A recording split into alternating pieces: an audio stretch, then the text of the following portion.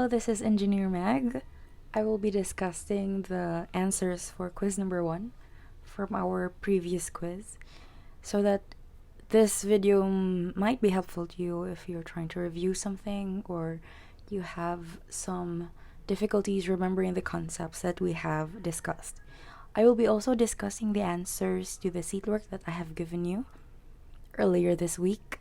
So put on your headphones and start taking notes. Let's start. So if you remember, questions 1 to 4 went like this. Classify each of the following as element, compound, or mixture. We have gold, milk, sugar, and vinaigrette dressing. I'm quite sure most of you are familiar with the first 3. Maybe have seen gold before. I bet you did. And maybe you have tasted and seen milk, and maybe you even added sugar to that milk. Maybe this was your breakfast. But the first 3 things are quite familiar to us. However, letter D is quite a bit of a challenge if you're not a foodie or you're not familiar with salads. Maybe you haven't encountered vinaigrette yet. So if you like, you can pause this video, do a little bit of a Google search, and go back to continue with the discussion. For a little bit of a review, let's try to differentiate what is an element, what is a compound, and what is a mixture. So an element is chemically the simplest substance. So when we say that it's the simplest substance, it means that it cannot be broken down. It cannot be broken down. So an element is also called the building blocks of all materials. A compound, on the other hand, is a combination of your elements. So you will have a compound if you have 2 or more different elements combined together. That's your compound. A mixture, lastly, is a combination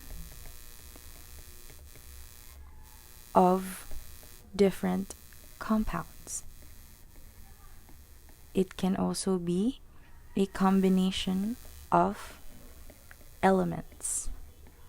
So if you combine an element and a compound together, that's also considered a mixture. So you can also have element plus compound. So that is your mixture. Now that we have differentiated what an element, a compound, and a mixture is, we are ready to answer the first question. From the discussions we had earlier, obviously, gold is an element. You can also check this by looking at your periodic table. So if you have a periodic table handy, and you try to locate, is gold in the periodic table? Then, if your answer is yes, that substance is an element. Now, milk, for letter B, is a mixture. Why is that? Milk is a mixture of so many substances. Milk is actually a type of protein. You also have a little bit of water in there if you're mixing or if you're having your powdered milk. So you obviously have to mix hot water. But basically, milk is a protein, and a protein, I'll try to write it here. A protein is a compound, so it's made up of many elements put together, and you have other proteins as well. So milk is not just made up of one protein, so multiple proteins. So now you have multiple compounds mixed together in one substance. That is your mixture. What about sugar? Your sugar is actually a compound. Why is that? So your sugar is composed of carbon, hydrogen, and oxygen. Specifically, sugar is composed of 12 atoms of carbon, 22 atoms of hydrogen, and 11 atoms of oxygen. So you see, your sugar is composed of 3 different elements. And if you remember our definition of a compound before, a compound is indeed a mixture or a combination of 2 or more elements. So you have carbon, hydrogen, and oxygen composing of your sugar, therefore it is a compound. Now we go on to the last part of this slide, which is a vinaigrette dressing with herbs. This is actually a mixture, and intuitively we know that this is a mixture because what is a vinaigrette composed of? A vinaigrette is, you have your oil plus your vinegar plus you have your herbs. So it is a mixture. That's why it's called a mixture, because you have to mix all of these 3 substances so that you have your vinaigrette. So I hope this is clear. Let's move on to the next question. Questions 5 to 7 asks us to classify if the following is a solution or a heterogeneous mixture. We can also say the solution is equal to a homogeneous mixture. If you remember, a homogeneous mixture is a mixture that appears to have only one phase. For example, your mango shake. Your mango shake is a mixture of so many different things like sugar, milk, and your mango. But when you look at it, it's uniform in appearance. You cannot differentiate between the mango and your sugar and your milk. However, your heterogeneous mixture is not that uniform. So, for example, your halo-halo, right? You can still see where the sago is, where the shaved ice is. You can even see your ice cream, and then you can see your cornflakes, etc., etc. So we have to classify 3 things: an iron ore, a chicken noodle soup, and your tears. Let's see what the answers are. So I have a picture here of an iron ore. If you can see, the iron ore is not uniform in appearance. You can see streaks here, and you can see another streak here, and then this is another color, this is another part. So that gives you a clue.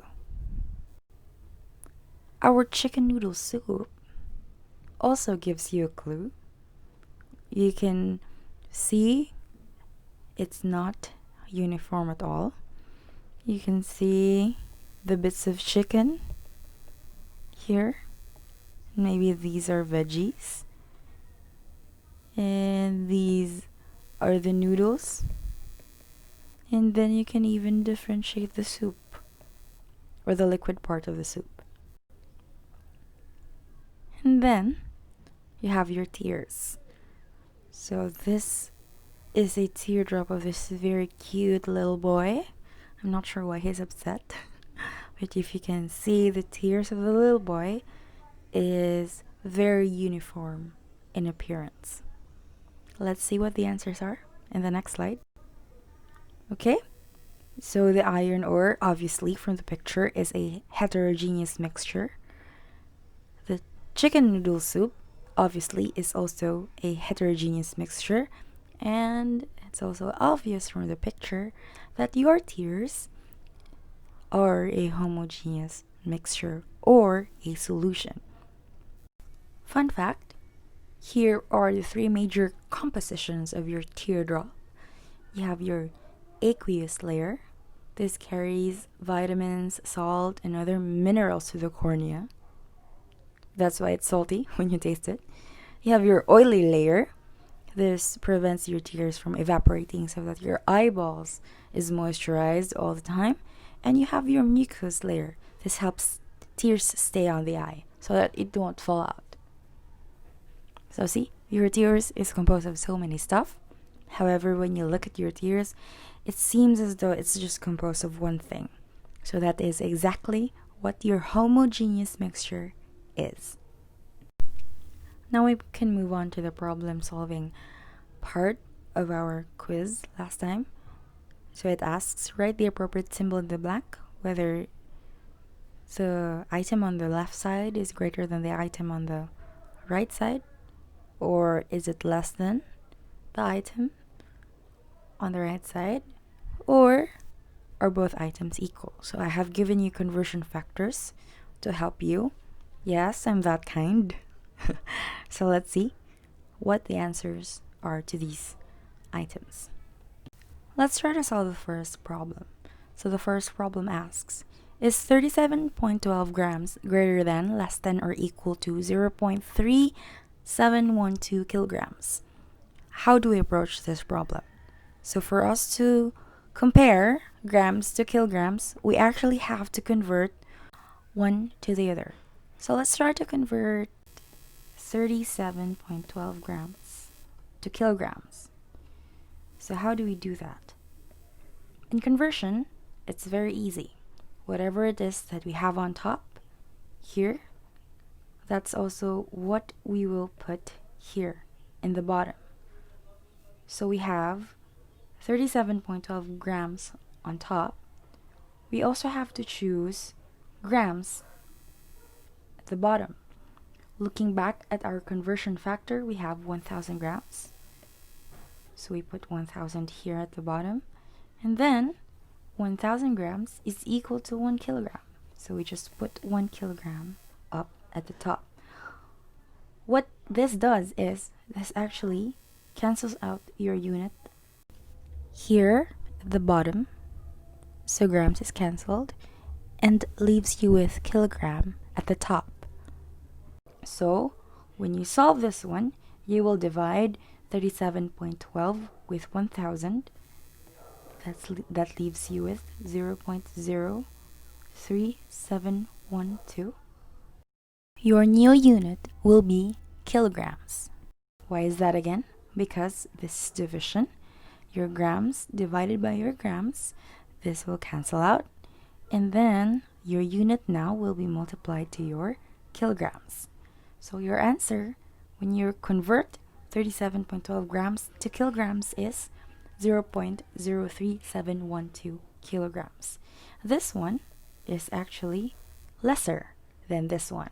So the answer for number 1 is this sign. So for letter B, I actually typed the solution in this slide. We have to convert 28 cubic meters to cubic centimeters. Oops, this is actually, a cube. So how do we do that? Our conversion factor from the previous slide says that your 100 centimeters is equal to 1 meter. You can actually write this the other way around. You can say that 1 centimeter is equal to 10 to the power of negative 2 meters. Check your algebra. This is just a review. But still we have a problem. We are dealing with a cube here, but our conversion factor is just raised to the first power. So to do that, you can actually raise the whole thing up to the third power so that you will end up having cubic centimeters and cubic meters. So that's exactly what we did here. We put everything inside a parenthesis and raise the whole thing up to the third power so that our dimensions or our units will be unified. Okay? So after doing that, after raising this to the third power, we already have our answer here. 28 cubic meters is equal to 28 times 10 to the power of 6 cubic centimeters. This is actually greater than our given initially. 28 times 10 is only raised to the second power, cubic centimeters. So the answer is the greater than symbol.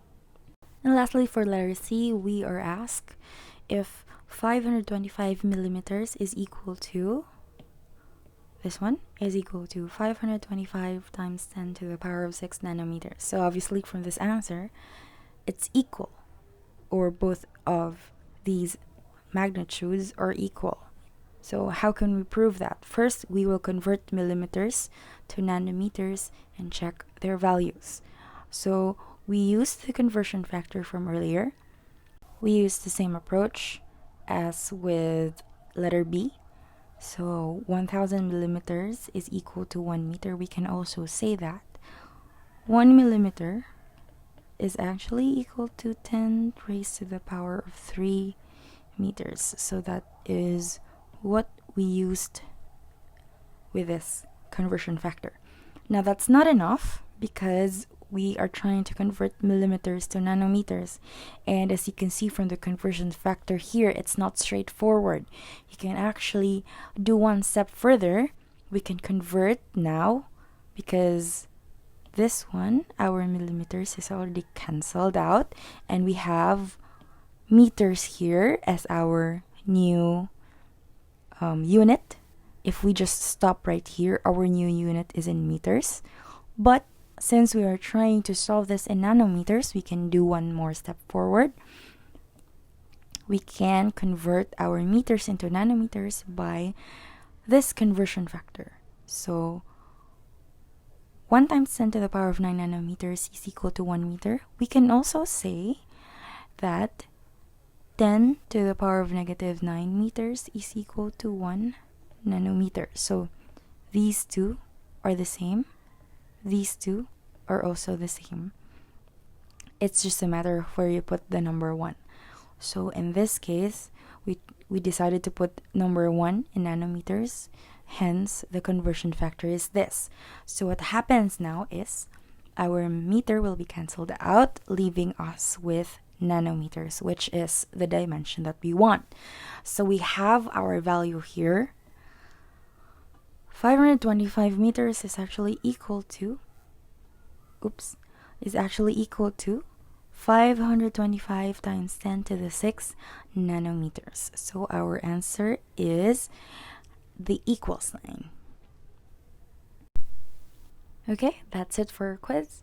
The next video will be about the answers to the seat work that I have given you the previous meeting. So stay tuned if you want to know the answers to those. Thanks. Here's the problem. A gasoline station in Manila, Philippines charges 38.46 pesos per liter of unleaded gasoline at a time when $1 buys 47.15 pesos. The car you're driving has a gas tank with a capacity of 14 gallons and gets 24 miles per gallon. We have 3 questions here. First is asking what is the cost of unleaded gasoline in Manila in US dollars per gallon. Since we were given 1 in peso, we will convert it to US dollars. Second question asks, how much would a tank full of unleaded gasoline for your car cost in US dollars? So first it was asking a per gallon basis. Now it's asking if you will fill up your gas into its brim. So 1 tank full of your gas will be filled up. How much will that cost in dollars? US dollars. And the third question asks, suppose that you have only 1,255 pesos. So that's a day's wage for an elementary school teacher. Supposing. And the car's tank is almost empty. How many miles can you expect to drive if you spend all your money on gasoline? Try your best to answer this on your own first. Pause this video and then play it again. And let's see if your answer is correct. Now, the goal of question number 1 is just simple. You have to convert first your gallons of gasoline into liter because the given was your peso per liter in the problem.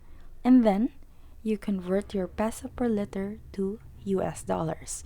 Now, the challenge now here is how can you convert your gallon to liter? If you have a direct conversion factor, then that would be fine. But my solution here is showing you how to go from gallon to liter by going through a quart first. So this is how I did it. I took 1 gallon, as my starting point, and then I used the conversion factor of 1 gallon for 4 quarts so that I can have quart as my new unit.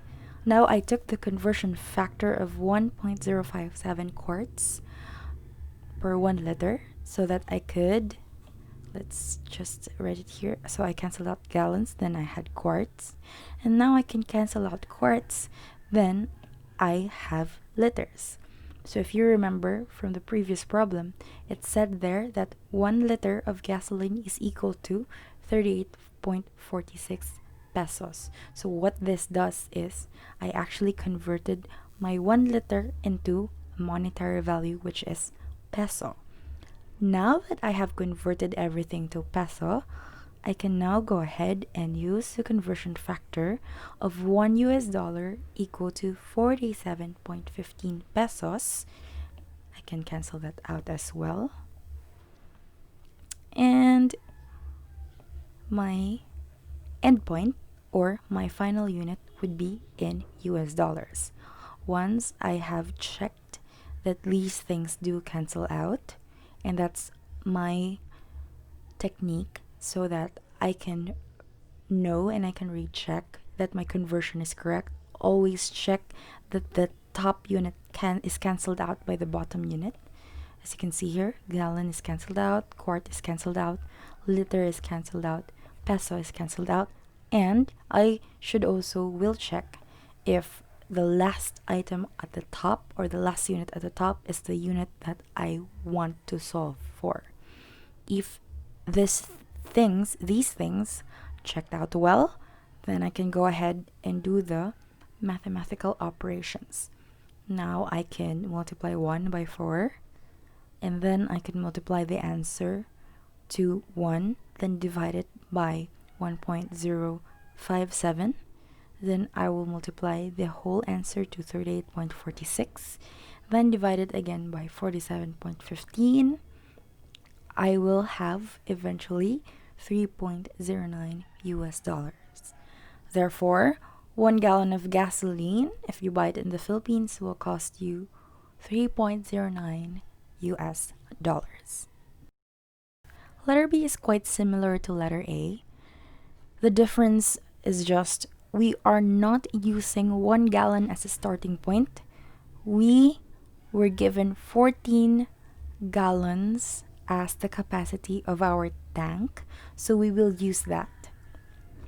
By the way, it's called here US gallon because there is actually another type of gallon, but it's just specifying here that this is a US gallon. So what's our strategy? The same thing that we did to letter A. We will convert gallons to liters via our quart, and then we will convert our liters to pesos, and then eventually to US dollars. So the same thing. We have 14 gallons here. 1 gallon is equal to 4 quarts, so we can cancel gallon out. And we now can use 1.057 quarts is equal to 1 liter. Cancel quart out. From the problem, we know that 1 liter is equal to 38.46 pesos. So 1 liter of gasoline is equal to this in amount of pesos. Now we can cancel liter out. And then we know that 47.15 pesos is equal to 1 US dollar. Also cancel pesos. And you're left with US dollars. So a full tank of your car would cost you 43 US dollars. Lastly, for number 3, this one is quite different. So what it asks is, if I have a certain amount of money, which is given in pesos, how far will my car go if my car will run 24 miles per gallon of gasoline? What this means is, if my car would consume 1 gallon of gasoline, it will already have run 24 miles. Okay? So how do we go about this? It's just very easy actually. We will just flip our process from earlier. So we have here pesos. So from the given, 1255 pesos. Also from the problem, we already have the conversion that we can buy a liter of gasoline with 38.46 pesos. The rule of conversion, again, as a review, whatever it is at the top, that should be the same unit at the bottom so that we can cancel out the units. Now we can cancel peso out. We are left with liters. Now, because the conversion is per gallon of gasoline to miles, it is important for us now to convert liters to gallons. For the sake of uniformity, I will still use my quart conversion. Okay, so now we can cancel liter. 1 liter is equal to 1.057 quarts. And then 4 quarts is equal to 1 gallon. So we're getting closer to our goal. Cancel quart out. From the problem, we know that 1 gallon per 1 gallon consumed of gasoline, we can run 24 miles. So we can also factor that out into the solution. Now we can cancel out gallons. Now we are left with our desired unit, which is miles. Okay, so after checking that each of our unit is indeed cancelled out, just like that, and our desired unit is the one that's left at the top, now we can do the arithmetic of dividing and multiplying, and now we're left with this answer. Now for the last question. I'm sure most of you are quite confused with this, but actually it's quite simple if you think about it. The last question asks, which substance below is an element? You have letter A, letter B, letter C, and letter D as water. Now most of you know, I hope you know, that the chemical symbol or the chemical formula for water is H2O. Now again, we will go back to our definition of an element. What is an element? The element chemically is the simplest of all substances. It cannot be broken down further and still have its own properties. If you break down an element, its properties will change. So an element is something that you can also see in the periodic table. If you can see that this element or this substance rather is in the periodic table, that is definitely an element. If we see here letter A, if you take a look at letter A, you can immediately see that this is not an element because it is composed of two different elements. So what is this? This is actually a compound, because what is a compound again?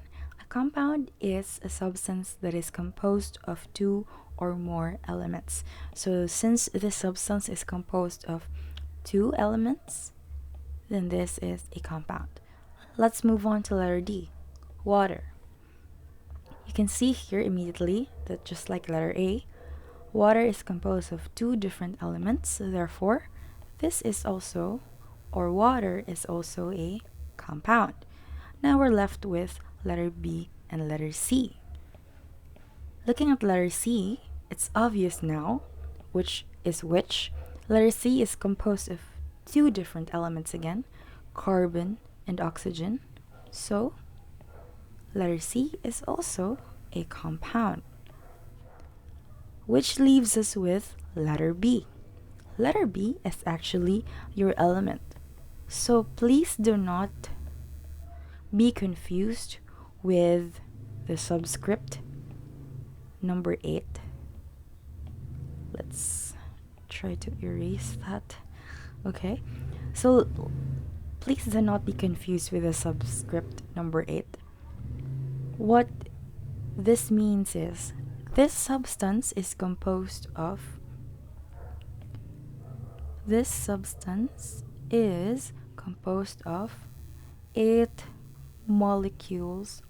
8 atoms of sulfur.